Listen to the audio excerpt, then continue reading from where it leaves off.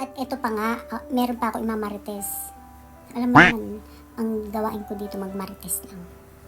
Pag may time, nagmamarites ako. Naghahanap ako ng pwedeng marites sa inyo. Kasi, para may laman itong aking Facebook, para may napapanood kayo sa akin.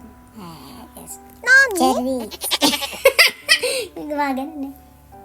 Pagpasensya lang ang aking mukha, huwag niya na akong anuhin. Pikit niyo lang yung mata niyo at pakinggan niyo ang aking sinasabi. Ganon. Yung marites lang ako, no?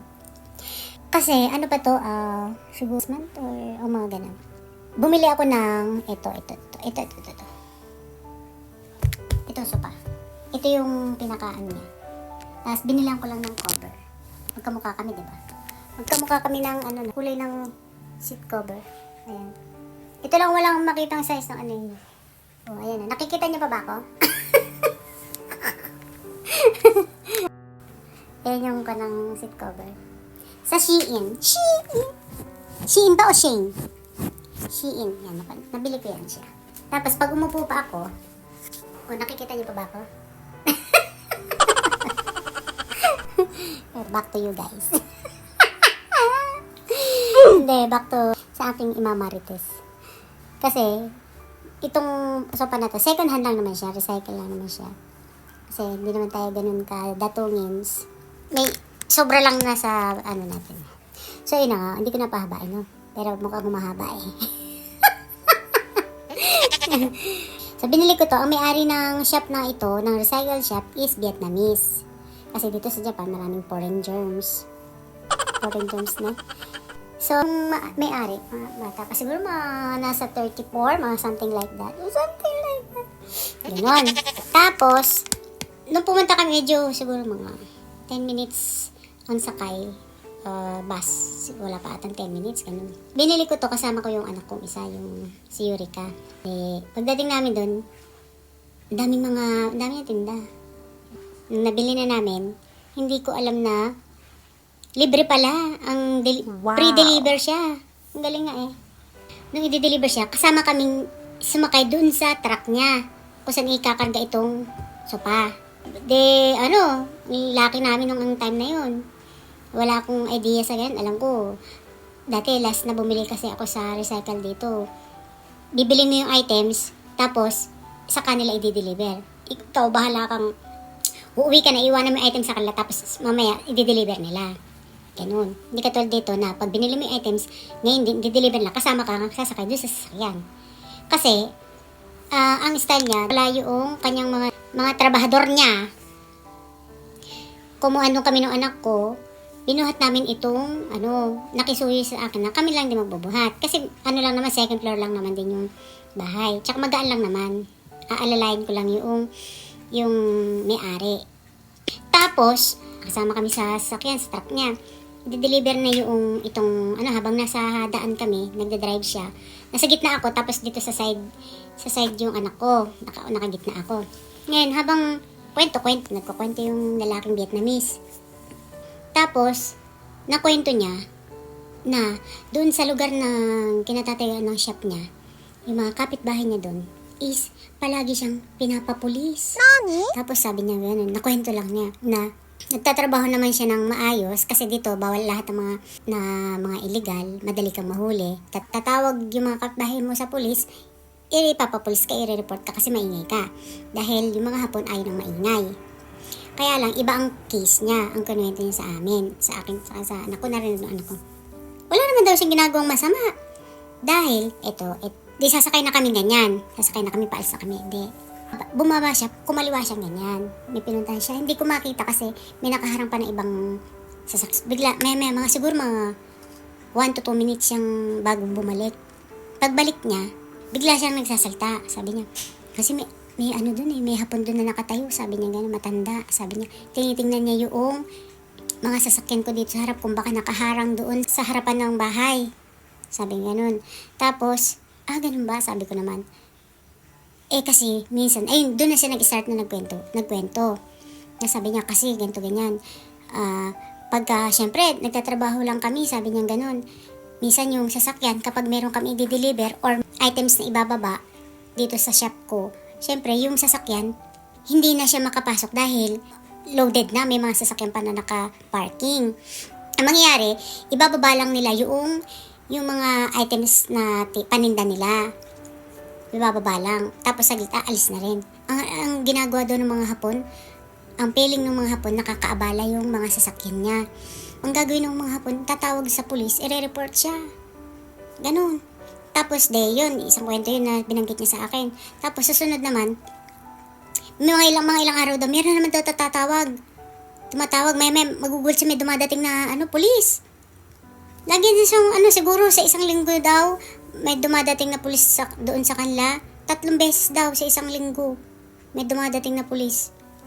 Yun ang sabi niya. Kaya sabi, ganun, bakit masyado sila ng tao, yung tawag ba doon? Kasi dito sa Japan, maraming mga recently sa news na mga bad ang tingin nila sa mga ibang foreigner, lalo na sa mga Vietnamese na gumagawa ng mga hindi maganda dito. Kahit na ba hindi mo naman dapat pag-isipan, di ba? Ganun kasi mga Hapon. Pagka once na ikaw na foreigner ka, sa bagay, hindi natin maaalis sa tao na pag-isipan tayo ng hindi maganda dahil lalo na ang balita dito mabilis na ipapalabas agad sa TV, na i-report agad, news agad. Ngayon, siyempre, hindi natin maiiwasan na mag-iiba din ang paningin. Damay-damay na, parang ganun. Hindi naman lahat, siyempre, na lahat ng nakatira dito na foreigner, gumagawa ng hindi maganda. Yun naman ang kapangitan dun sa ibang mga taong na nakatira dito sa Japan, diba? Kaya yun, wala naman akong ginagawa masama. Sabi niya, hindi naman ako lumalabag sa batas nila. Hindi naman ako nagsasamantala sa mga nila. Sabi niya ganun.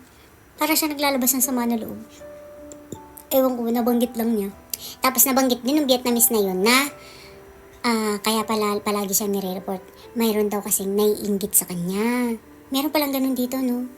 May naiinggit daw sa kanya. Tapos ito pa, recently, meron siyang ipinost na video, naka-live siya. Pero hindi ko ipapakita yung mukha. Papakita ko lang sa inyo yung picture. Ito siguro mga 4 days ago, 3 days ago na yata ang nakakalipas.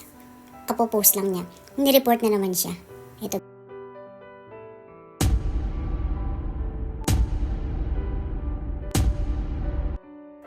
So, yun guys. Kailan lang, mga 3 days or 4 days ago pa lang niya yun na ipopost. Yan yung picture na kailan na naman, nireport na naman siya. Pero hindi ko kasi masyado maintindihan dahil yung salita niya kasi doon sa habang nagbibideo siya is Vietnam, kaya hindi ko maintindihan kung anong reason nung bakit siya nireport. So, di ba? Naman yung sobrang ganun na palagi siyang di ba? Parang nakakaawa naman na wala ka namang nilalabag na batas sa kanila. Kung iba man ang tingin nila sa iyo, hindi mo sila kailangang ganun palagi na i-report, konting lang, nagre-report, nang pala naiinggit sa kanya. Dahil nabanggit niya rin na nung Vietnamese na yun na, work harder daw siya. Nakikita ng mga kapitbahay daw niya na, ayun, may sarili siyang shop. Samantalang yung mga kapitbahay niya, yung iba halos matatanda na hindi naman din natin may i-please lahat ng tao na maging ganun ang tingin nila sa atin, no? Sa mga foreigner dito na naninirahan na may ibang lahi dito sa Japan, no? Basta alam mo sa sarili mo na wala kang ginagawang masama at di mo sila nilalabag, sumusunod ka naman sa batas nila. Ngat wala naman silang nakikitang hindi maganda sa'yo, di ba? Dito nga din sa amin itong apartment na tinitirahan namin, hindi naman, minsan nagpapatugtog ako, meron akong speaker na maliit lang. Medyo malakas din siya. Hindi naman siya, Tapos yung harapan pa ng bahay namin, pa to, yung, anong tawag to? Burulan ng patay. Dito, sa harapan namin dito. Hindi naman nakakatakot. Sa una lang. Kasi wala namang dito Kaya, parang naawa lang ako kasi. Palagi daw siyang nare-report. Alam mo yung parang habang nagkukwento siya, parang gusto niyang humingi ng tulong. Siguro, nag-aano siya baka ng idea, may advice sa kanya, ganyan. Matulungan siya, di ba? Wala naman akong magawa. Hindi ko naman din alam ang anuhin ko. Pero matagal na daw siya nakatira doon sa pwesto nila na yun. Yun ang sabi niya. Hindi naman siya nakukulong kasi nire-report lang Kasi lahat naman dito, kahit saan kanto ka tumingin, may mga camera naman. Kaya makikita din naman yun kung nagsasabi siya ng totoo o hindi, di ba? Or baka nga talagang naiinggit lang sa kanya yung mga nagsusumbong sa kanya doon na kapitbahay niya. First time ko lang. Lang narinig din na gano'n na naiinggit daw yung hapon dahil saan, ay, tama yan, meron nga, totoo yun. Kailan lang kasi nabalita dito sa news dito, nakita ko lang sa Facebook, na yung mag-asawa sa Tokyo, na may tindahan yata siya, or may restaurant yata, is pinatay. Oh. Recently lang yun, 1 week ago ata yun, pinatay sa Tokyo na mag-asawa. Ang dahilan ng kaya siya pinatay, yung mastermind nahuli. Tapos, ang isa rin na pumatay is manugang pa. Oh, kaya pinatay yung mag-asawa, yung mastermind, meron din siyang mga restaurant, mga kainan siguro na maliliit, ewan ko basta yun lang natatandaan ko, yun lang nabasa ko. Na yung mastermind na yun, doon sa nila na yung isang area, gusto nila, sila lang ang nagtitinda doon, ayaw nila ng mga ibang nagtitinda. So, ano ibig sabihin? Naiinggit siya kasi siguro marami nang pupunta doon or yung mga ibang customer pupunta doon, mas marami doon sa mag-asawa kaysa doon sa kanyang shop, 'di ba? Kaya pinatay niya ang mastermind, yung may sarili rin na tindahan. Tapos yung mastermind nahuli na. Tapos isa pang pumatay nga doon is manugang ng mag-asawa na pinatay. Oh, 'di ba? So totoo nga. Kaya hindi natin masasabi kung saan lugar ang safe. Kaya doble ingat talaga tayo. 'Di ba? Maging aware tayo sa paligid, sa labas, sa loob, kahit saan maging aware tayo. Hindi yung lalakad ka para tatanga-tanga ka diyan, di mo alam meron ka na palang may sumusunod na pala sa likuran mo, pinakbukad diyan sa Meron din dito minsan pag ang daming mga tao dito sa station. O pag habang nag-aabang ka ng tren or ng yung ibang mga normal na train, yung iba walang harang. Na siya, relays na siya. Tapos, iba na meron namang harang. Ganyan. Ang mangyari, dito, dahil nga sa mga ibang andar ng utak ng ibang mga Hapon, ang gagawin nila siya habang nag-aabang ka ng tren dyan, itutulak ka nila. O, isa pa yun. Isa yun sa na maging aware tayo dito sa Japan, di ba? Wow. Yun, isa rin yan sa mga nababalita dito yan, na at merong tumutulak na siraulong Hapon, itutulak ka habang parating na yung train. Oh, 'di ba? Kaya minsan pag ako uwi, naku, Miss Marimaring. Tumitingin-tingin pa ako sa likod ko Kung baka may nakasunod sa akin. Kasi baka anong gawin nila sa akin, 'di ba? Baka ma-rape ako. Ma-rape ako. Kapiling kaganda ko ata.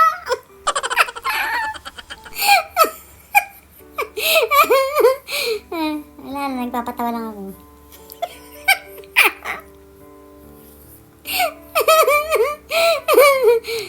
Sabay, wala namang taong basta lang marerep dyan sa labas, wala namang ganun Nagpapatawa lang ako naman. Kayo naman pa naman Masyado kayong mga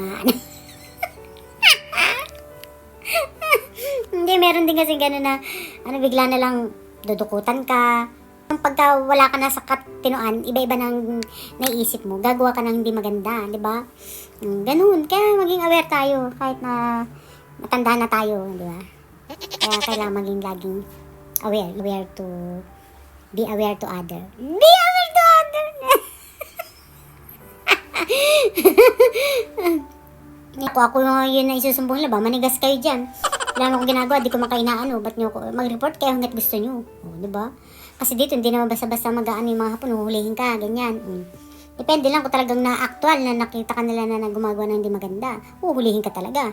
Kung puro sumbong, ganyan, tapos meron nakita sa CCTV, ganyan. Yun, doon lang sila mag-aano sa'yo. Pero kung puro sumbong, tawag dito, tawag doon, maya-maya ang tawag sa'yo, tapos wala naman sila mapatunayan.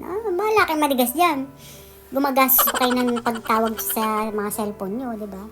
O yun namang mga pulis na mga engot, punta ng punta, isang tao lang na naman ang inire-report nila, di ba? Kung ilang beses silang tinawagan dun.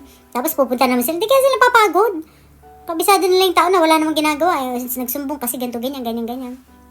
Tapos pagdating doon ng Hapon, wala naman sila makita na katibayan na ganito, ganyan. Kasi dito sa Japan, kailangan nilang humanap ng matibay na ebidensya bago ka hulihin. Yung mga engot na Hapon, naiinggit nga, kaya ganun. O siya, tama na at ako'y marami nang naikwento.